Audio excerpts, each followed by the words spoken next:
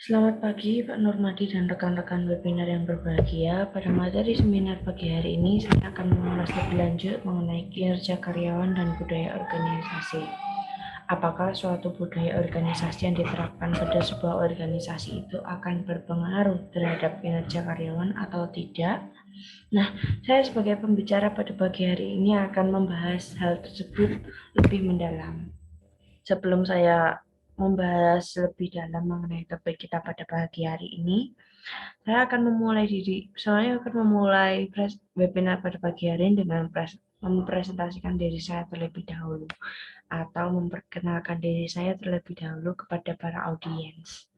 Baik, rekan-rekan webinar yang berbahagia, perkenalkan nama saya Dinda Sari Utami dengan NIM F031932 dan saya merupakan mahasiswa di Universitas 11 Maret yang saat ini sedang menempuh semester 5 pada program pendidikan S1 Akuntansi. Nah, kita akan membahas terlebih dahulu mengenai budaya organisasi. Apa sih itu budaya organisasi? Kita perlu tahu ya. Budaya organisasi itu merupakan sesuatu yang dirasakan oleh karyawan dan juga merupakan norma serta nilai yang digunakan untuk mengarahkan perilaku dari anggota organisasi tersebut.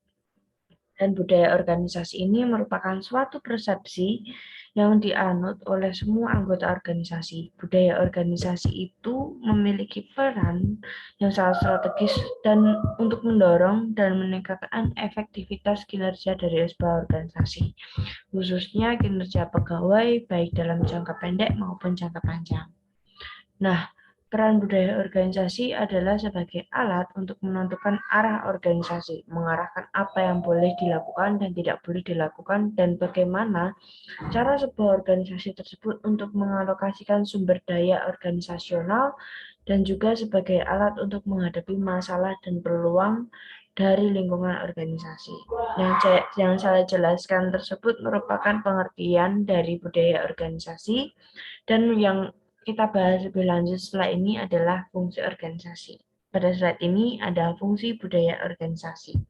Terdapat 4 fungsi, diantaranya yang pertama memberikan identitas pada pegawainya, yang nanti difungsikan untuk anggota organisasi atau karyawan dalam memahami visi, misi, dan menjadikan dirinya sebagai bagian integral pada sebuah organisasi.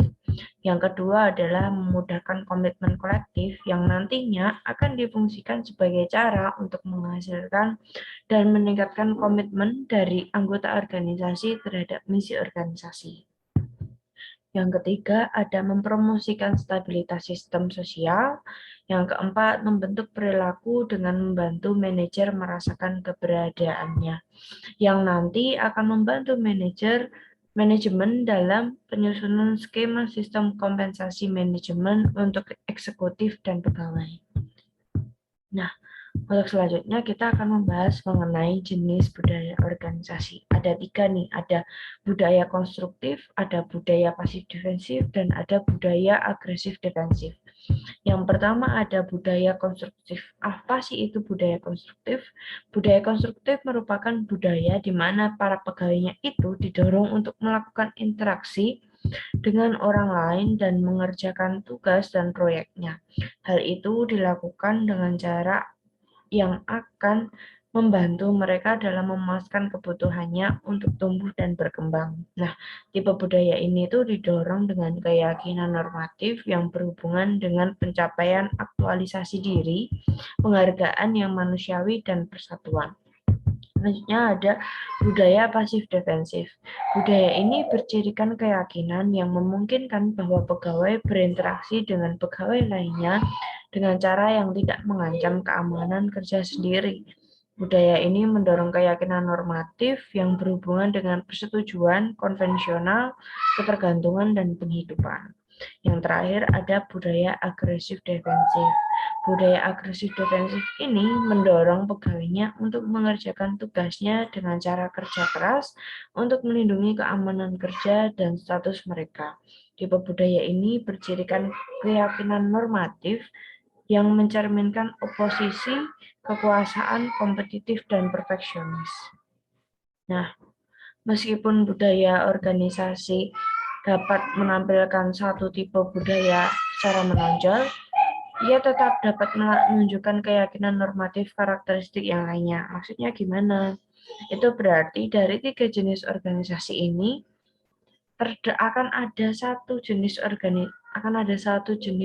organisasi yang sangat menonjol antara budaya konstruktif, pasif defensif, ataupun agresif defensif. Nah, hal tersebut ditunjukkan dengan riset yang menunjukkan bahwa organisasi dapat memiliki subbudaya fungsional, subbudaya hierarkis berdasarkan posisi seseorang dalam organisasi. Subbudaya geografi, subbudaya pekerjaan berdasarkan pada gelar atau posisi seseorang, dan subbudaya sosial yang diambil dari aktivitas sosial seperti budaya liga bowling atau golf yang berlawanan. Dari hal-hal yang saya sebutkan tadi, terdapat 2 faktor yang mempengaruhi efektivitas dari sebuah budaya organisasi. Nah, ini dibagi jadi 2 ya. Ada faktor internal dan faktor eksternal. Nah, faktor internal itu merupakan faktor yang berasal dari variabel lingkungan internal perusahaan, sedangkan faktor eksternal merupakan faktor yang berasal dari lingkungan global. Nah, kita akan membahas lebih lanjut mengenai faktor internal. Faktor internal ini ada 5 faktor, diantaranya yang pertama ada misi, visi, rules, dan nilai yang ditanamkan oleh para pendahulu atau founder. Yang kedua ada nilai yang ditanamkan secara konkret oleh para pemimpin. Yang ketiga ada komitmen, moral, etika, serta suasana kekerabatan dari kelompok-kelompok kerja. Yang keempat ada gaya kepemimpinan manajer lini. Yang kelima ada karakteristik organisasional seperti bentuk dan aktivitas utama, otonomi dan kompleksitas perusahaan, sistem penghargaan, sistem komunikasi, konflik atau kerjasama, serta toleransi terhadap resiko dalam proses administrasi perusahaan. Dan untuk faktor eksternal berasal dari lingkungan global, contohnya di antara lain adalah kecenderungan perubahan ekonomi, tuntutan hukum dan politik, tuntutan sosial, perkembangan teknologi manufaktur, transformasi teknologi informasi, dan perubahan ekologi. Subbahasan yang kedua yakni mengenai kinerja dari karyawan. Nah, dalam melaksanakan kerjanya, seorang pegawai itu akan menghasilkan sesuatu yang dinamakan dengan kinerja. Nah, kinerja merupakan hasil kerja seorang pegawai selama periode tertentu dibandingkan dengan berbagai kemungkinan, misalnya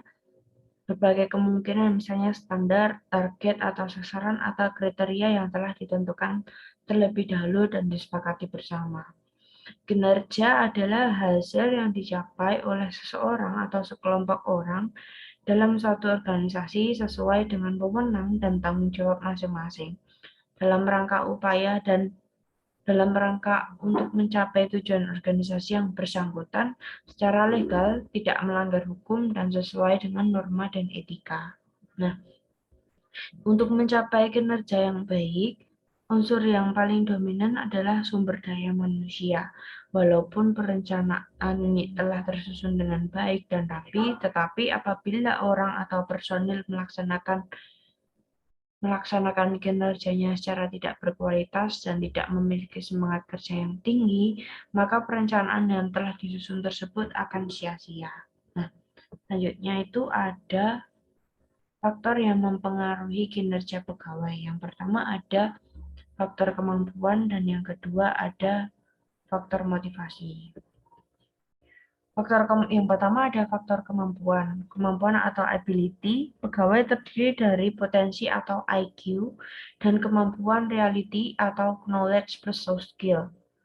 Artinya, pegawai yang memiliki IQ di atas rata-rata dengan pendidikan yang memadai untuk jabatannya dan terampil dalam mengerjakan pekerjaan sehari-hari, maka ia akan mudah untuk mencapai prestasi yang diharapkan. Oleh sebab itu, pegawai perlu ditempatkan pada pekerjaan yang sesuai dengan keahliannya. Yang kedua ada faktor motivasi. Motivasi terbentuk dari sikap atau attitude seorang pegawai dalam menghadapi situasi kerja.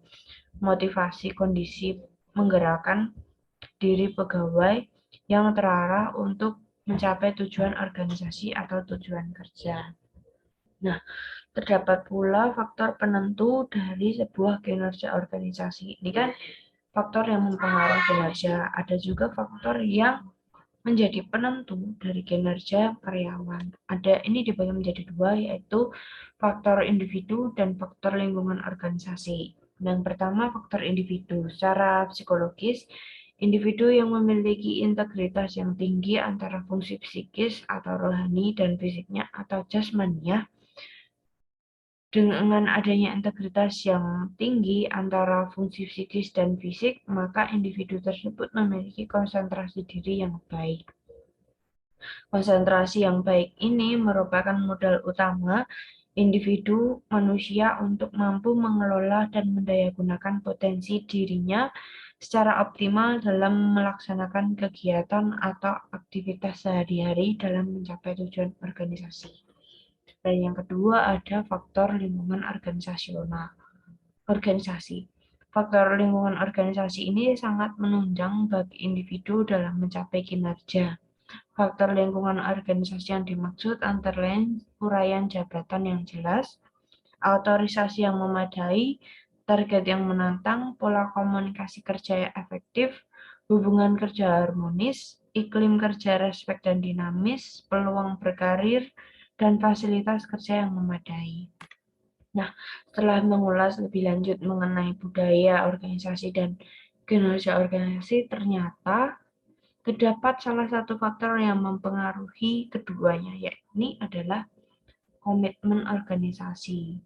Komitmen organisasi secara umum merupakan suatu ketentuan yang disetujui bersama dari semua personil dalam suatu organisasi mengenai pedoman, pelaksanaan, serta tujuan yang ingin dicapai di masa-masa yang akan mendatang. Dalam dunia kerja, komitmen seseorang dalam organisasi perusahaan seringkali menjadi isu yang penting. Begitu pentingnya hal tersebut sampai-sampai beberapa organisasi berani memasukkan unsur komitmen sebagai salah satu syarat untuk memegang suatu posisi atau jabatan yang ditawarkan dalam iklan-iklan lowongan kerja. Nah, sayangnya meskipun masih belum memahami arti komitmen secara sungguh-sungguh, padahal pemahaman tersebut sangatlah penting agar tercipta kondisi kerja yang sangat kondusif sehingga perusahaan dapat berjalan secara efektif dan efisien. Nah, ini terdapat 3 komponen komitmen organisasional. Yang pertama ada efektif komitmen, yang kedua ada konstituensi komitmen, dan yang ketiga ada normatif komitmen. Efektif komitmen itu terjadi apabila karyawan ingin menjadi bagian dari sebuah organisasi karena ada ikatan emosional.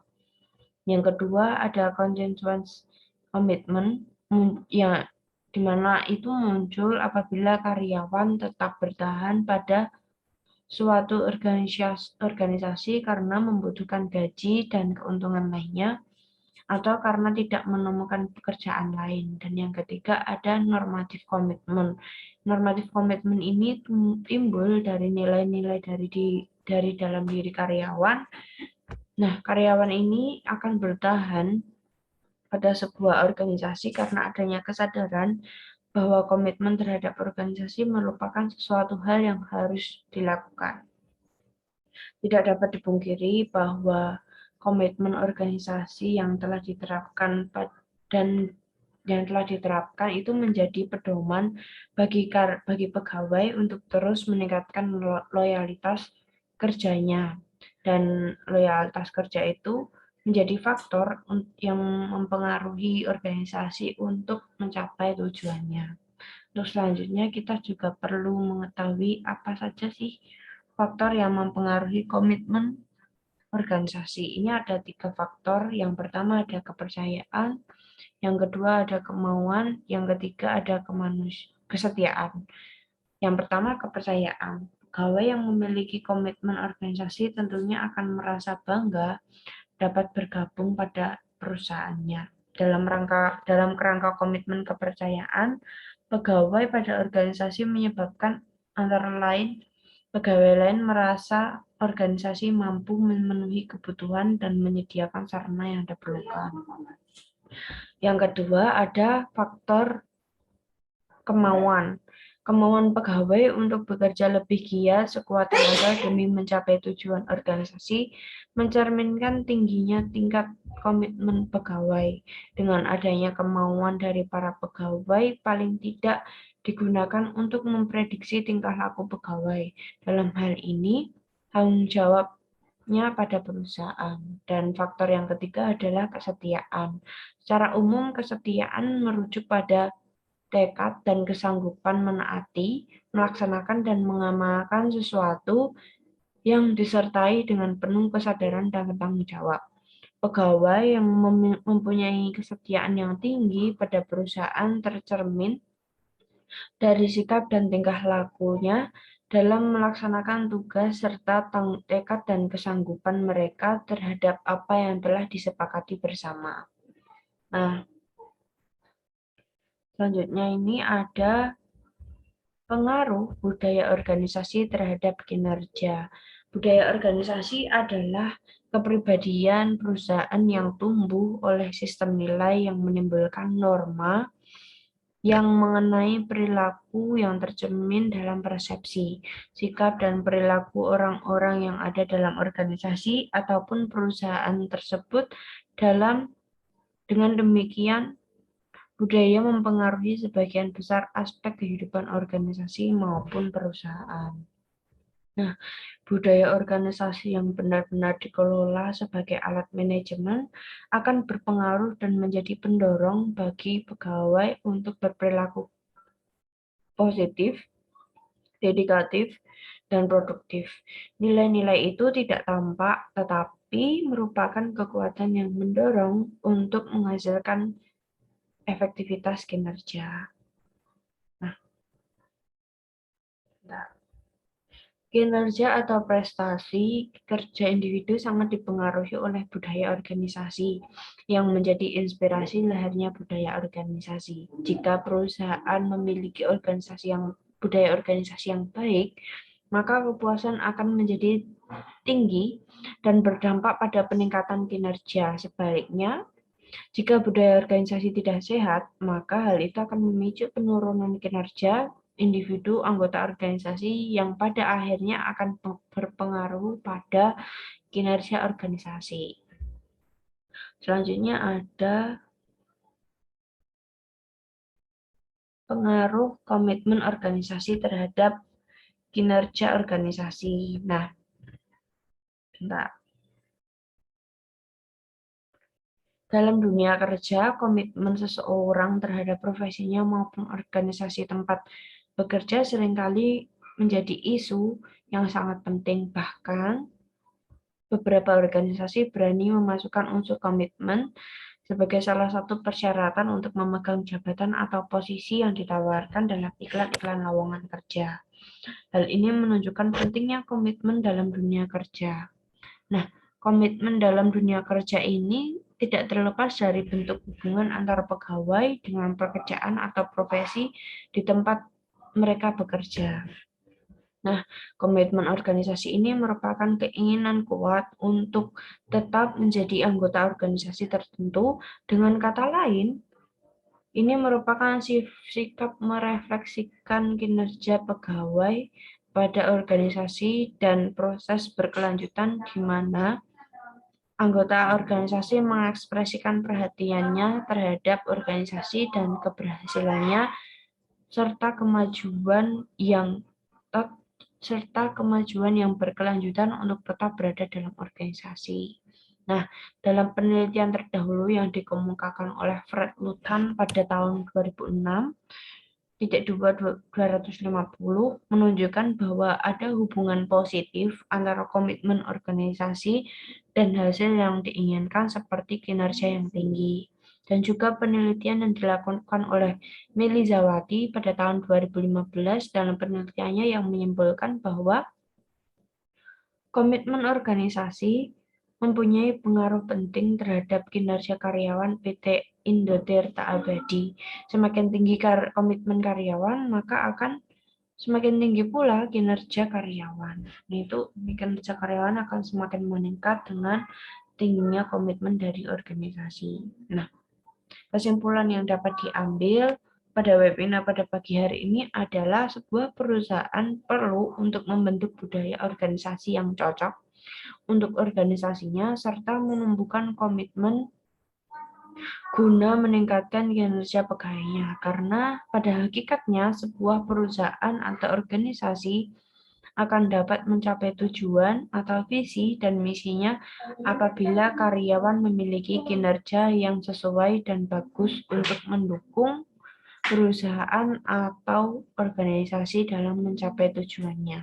Nah, demikian mungkin materi webinar yang dapat saya sampaikan pada pagi hari ini. Apabila ada pertanyaan dapat disampaikan melalui kolom chat kami. Kami tunggu 2 menit dari sekarang. Terima kasih.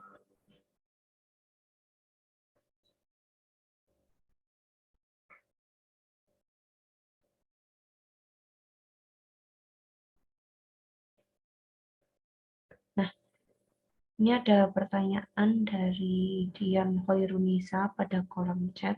Sebentar, saya bacakan terlebih dahulu.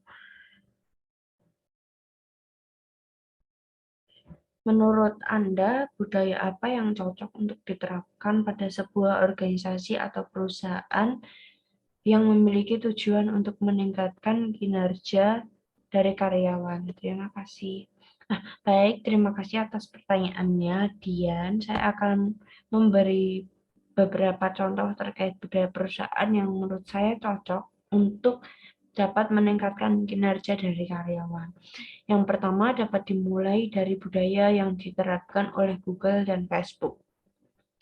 Google sendiri itu menerapkan budaya yang casual, di mana budaya mereka itu memberikan karyawan kebebasan untuk mengutarakan ide dan menunjukkan potensi terbaik mereka. Sedangkan Facebook memiliki budaya kerja yang dapat mendorong karyawannya untuk bersikap kompetitif, namun tetap nyaman di dalamnya. Nah, budaya yang dimiliki oleh Google dan Facebook ini menurut saya itu cukup baik untuk diterapkan pada perusahaan atau organisasi dengan tujuan untuk meningkatkan kinerja dari karyawannya. Nah, apa namanya? Karena pada dasarnya kita sebagai perusahaan atau organisasi tidak akan dapat memuaskan pelanggan atau customer apabila kita tidak bisa memuaskan karyawan kita sendiri. Begitu. Mungkin itu jawaban yang dapat saya berikan untuk pertanyaan dari Dian. Apakah ada tanggapan? Oke, baik. Di kolom chat katanya tidak ada tanggapan, sudah cukup jelas. Baik, karena waktu yang saya miliki sebagai pembicara pada pagi hari ini sudah habis, maka dengan ini saya tutup sesi webinar pada pagi hari ini.